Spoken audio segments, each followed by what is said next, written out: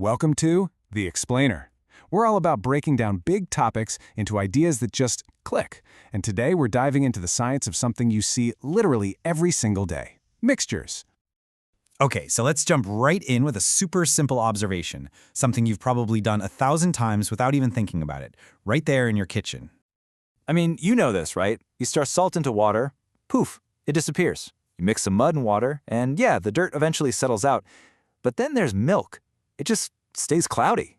They all seem so simple, but what's really going on here? The science behind why these everyday mixtures act so differently is honestly pretty cool. All right, so to unlock this mystery, we have to start with the basics. Turns out, mixtures pretty much fall into two main camps. First, you've got your heterogeneous mixtures. That just means you can see all the different bits and pieces. Think of a salad or a handful of soil. And then you have homogeneous mixtures, where everything is blended so perfectly it looks like one single thing. Salt water is the perfect example. And this right here, it's the perfect illustration of that difference. Salt water is your classic homogeneous mixture. You've got individual salt ions just perfectly mixed in with the water molecules. But milk? Milk is a bit of a trickster, isn't it? I mean, to our eyes, it looks totally uniform. But if you could zoom way in, you'd see it's actually a heterogeneous mix of tiny fat droplets and protein particles just floating around in the water. Okay, so let's focus on those perfectly blended homogeneous mixtures for a minute. In the world of chemistry, they have a special name: solutions. So what makes something a true solution? Well, it's pretty much the ultimate blend. You have one substance, which we call the solute, that gets dissolved into another, the solvent. And when I say dissolved, I mean it breaks down to the absolute tiniest level. We're talking individual atoms, ions, or molecules that get perfectly spread out. And here's the key, the absolute crucial point. It's all about their size. The particles in a solution are unbelievably small. We're talking between 0.01 and 1 nanometer. That's so tiny, they just slip right in between the solvent molecules. And because of that, they will never, ever settle out on their own. They're in there for good. Okay, that explains salt water. But what about our muddy water and our glass of milk? They're obviously not perfect solutions. And this right here is where the whole idea of particle size becomes a really big deal. So you can actually think of it like a spectrum, all based on particle size. It lets us sort mixtures into three main groups. You've got your solutions on one end, with those teeny tiny atomic-sized particles. Then, way on the other end, you have suspensions, which have really large particles. And sitting right in that sweet spot in the middle, that's where we find the colloids.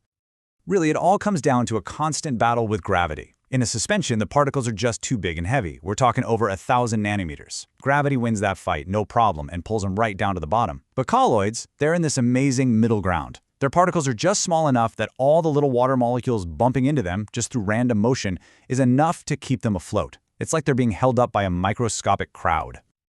Okay, so here's the thought. Colloids, like milk, often look just as uniform as solutions. So how in the world can you tell them apart if you don't have a super-powered microscope handy? That's a fantastic question. And luckily, there's a surprisingly simple and actually kind of beautiful test we can use to figure out which one we're dealing with. The secret? It's all about how those hidden particles interact with something as simple as a beam of light. This amazing effect is called the Tyndall effect. And I guarantee you've seen this a million times. See, in a true solution, the particles are so tiny they don't mess with the light at all. The beam just passes straight through, invisible. But in a colloid, the particles are just big enough to scatter that light in all directions, which makes the beam's path visible. It's the exact same reason you can see those beautiful sunbeams cutting through a dusty room, or why your car's headlights are so visible in the fog. Dust and fog, they're colloids.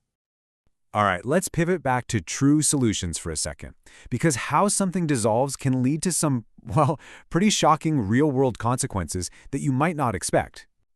Okay, so check this out. When you dissolve something like salt, an ionic compound, it actually breaks apart into tiny charged particles, what we call ions. You get positive ones and negative ones just zipping around freely in the water. But when you dissolve something like sugar or ethanol, a molecular compound, the whole molecules just stay together. They mix in, but they stay neutral. They don't create any charges. And that one little difference, charged ions versus neutral molecules, is everything. It's what determines whether or not a solution can conduct electricity. Think about it. Those free-moving ions in a salt solution create a perfect pathway, like a highway for an electrical current to travel on. But in a sugar solution, there are no mobile charges, so the electricity hits a dead end. It has nowhere to go. So here's the takeaway. Any ionic compound that dissolves in water, like good old table salt, creates what we call an electrolyte solution, one that conducts electricity. On the flip side, most molecular compounds, like sugar, are non-electrolytes. They dissolve, but they don't conduct electricity because they just stay as whole, neutral molecules. Okay, so let's wrap this all up in a neat little package. Everything, and I mean everything, comes back to particle size. That one property determines if a mixture will settle out, if you can filter it, and if it's going to scatter light. From solutions to colloids to suspensions, it's really just a spectrum, defined by how big the stuff is that's floating around inside. So next time you're in your kitchen, I want you to look around.